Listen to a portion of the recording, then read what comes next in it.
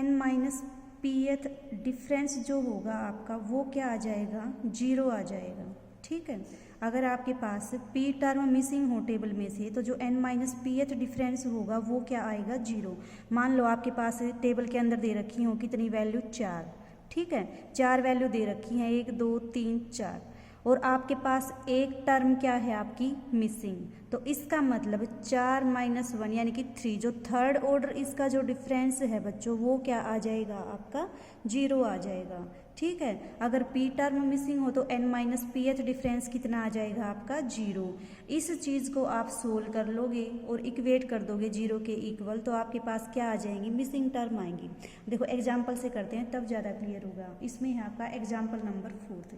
Example number 4 के आपके पास क्या स्टेटमेंट है, देखो क्या दे रखा है आपके पास ये एक टेबल गिवन है और आपको क्या फाइंड आउट करना है कि ये जो आपकी टर्म मिसिंग है वो टर्म आपकी क्या होगी। तो देखो आपके पास कितनी टर्म है बच्चों, 1 2 3 4 5 6। इसका मतलब आपकी n की वैल्यू कितनी, 6। आपके पास कितने आर्ग्यूमेंट दे रखे हैं, 6। मिसिंग टर्म कितनी है आपकी, इज इक्वल टू 1। इसका मतलब n माइनस पी एथ जो डिफरेंस होगा आपका वो क्या होगा, जीरो। कहने का मतलब 6 minus 1 is equal to 5th जो डिफरेंस होगा वो क्या आएगा आपका, जीरो आएगा। ठीक है, तो कितना आ जाएगा यहाँ से, डेल की पावर एफ ऑफ एक्स कितना आएगा आपका, जीरो आएगा। अब आपको पता है डेल की वैल्यू क्या होती है, डेल में और ई में क्या रिलेशन होता है भाई, जो डेल होता है आपका वो होता है ई माइनस 1। कर दो इसकी वैल्यू पुट, कितना आएगा, e minus 1 raise to power 5 f x is equal to zero.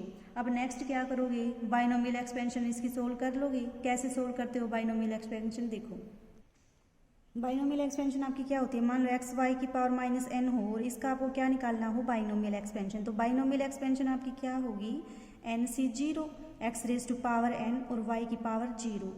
और इसके बाद ये क्या करता जाएगा आपका, इसकी पावर तो 1 1 कम होती जाएगी और इसकी पावर 1 1 इंक्रीज होती जाएगी। ठीक है भाई, बाइनोमियल एक्सपेंशन आपको बता चुके हैं क्लास में भी पहले। तो ये क्या होती है आपकी बाइनोमियल एक्सपेंशन। अब क्या करो, लगा दो इसके ऊपर बाइनोमियल एक्सपेंशन। जब इसको आप बाइनोमियली एक्सपेंड करोगे तो कितना आएगा, देखो एन सी जीरो, वो सारी कैलकुलेशन आप लोग कर लेना, 12th क्लास वाली है, बिल्कुल इजी है। तो कितना आएगा ये, e raise to power 5 minus 5 e raise to power 4। E की पावर क्या होती जाएंगी, डिक्रीज होती जाएंगी। 1 की पावर क्या होती जाएंगी आपकी, इंक्रीज। 1 क्योंकि चाहे कितनी भी पावर कर लो, कितना आएगा आपका, 1 ही आएगा।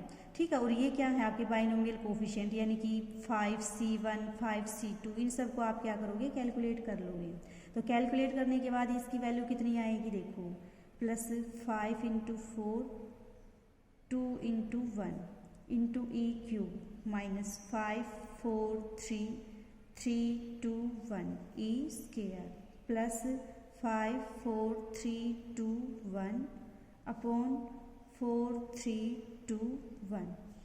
यहाँ पे कितना आएगा, e की पावर 1 माइनस e की पावर 0, वो कितना आ जाएगा आपका 1। और साथ में आपके पास क्या ऑपरेट है, y एफ एक्स क्या है आपका,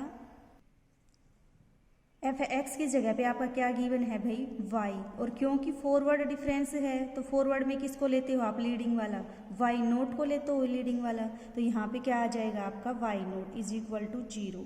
अब क्या करो, कर दो इसके ऊपर ऑपरेट, इसको कितना आएगा, e5 y नोट माइनस 5 ई की पावर 4 वाई नोट प्लस, इन सब को जब आप सोल्व करोगे तो कितना आ जाएगा, देखो सोल्व करके लिख देते हैं direct, 10 e cube y naught minus 10 e square y naught plus 5 e 1 y naught minus y naught is equal to 0।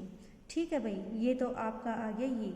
अब देखो आपको पता है जो ई होता है आपका वो क्या होता है, शिफ्टिंग ऑपरेटर होता है। जब आप ई को ऑपरेट करते हो किस पे, वाई नोट पे, तो वो क्या कर देता है, इस वाई नोट को एक आगे शिफ्ट कर देता है। कहने का मतलब यहाँ पे क्या आ जाएगा, वाई 1।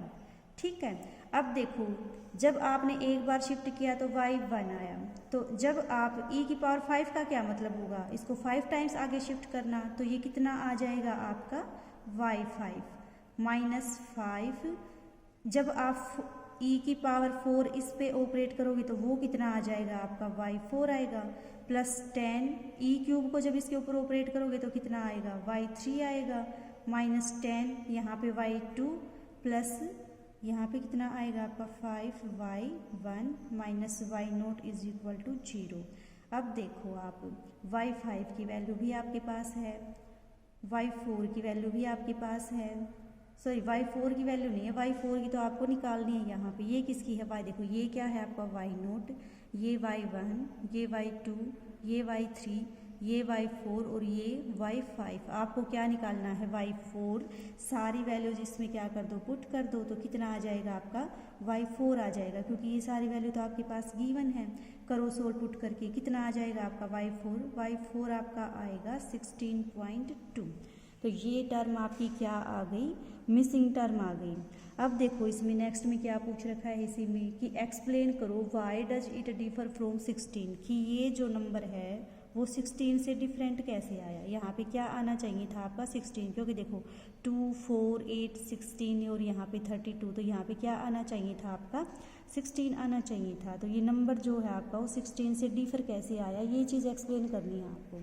तो देखो कैसे आया, वो आपका इसलिए आया वही कि जो आपका ये जो फॉर्मूला है ना डेल्ट की power 5f(x) is equal to 0, ये चीज़ गुड होती है किसके लिए, पोलिनोमियल के लिए, क्योंकि आपकी ये क्या है पोलिनोमियल नहीं है, इसके लिए ये इसीलिए आपका जो वैल्यू आई वो क्या आई, इससे डिफरेंट आई।